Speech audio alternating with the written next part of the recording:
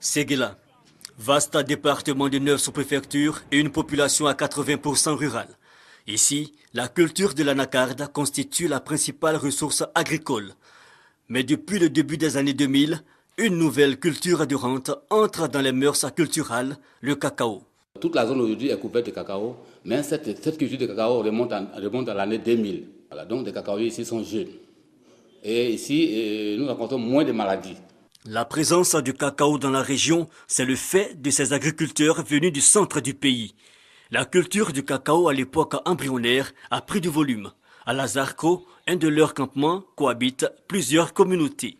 Quand on était venu pour prendre les places, et puis comme avant nous on fait le champ à bio, à San Pedro, c'est là-bas, on s'en va aller chercher le grain pour venir.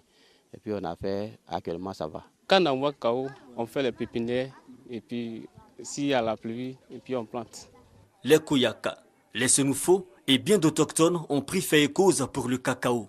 Cet agriculteur du Nord est venu faire fortune à Lazarco. J'étais à Kourogo pour faire anacarde et coton.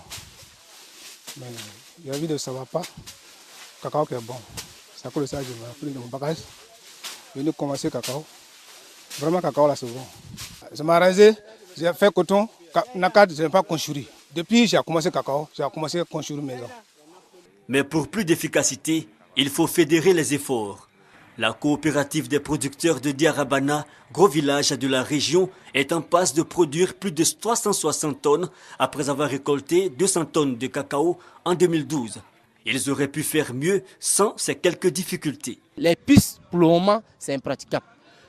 Entre les villages et villages, le gouvernement a déjà commencé à faire un pas. Mais au niveau des campements, quitter par exemple Diarabana, aller à Orofla, c'est impraticable, il n'y a même pas de route. Quitter Kani, Wenge, aller à Lazakoro, il n'y a pas de route. Diarabana Nyonro qui fait 7 km, totalement à partir de ce mois-là, la route sera coupée. Quand il y a la saison des pluies là, même au bureau, on ne peut pas passer pour 10 camions. Si nos produits, pour faire sortir nos produits, c'est difficile.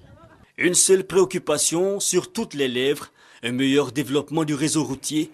Cela va permettre une extension vers le nord de la très stratégique boucle du cacao.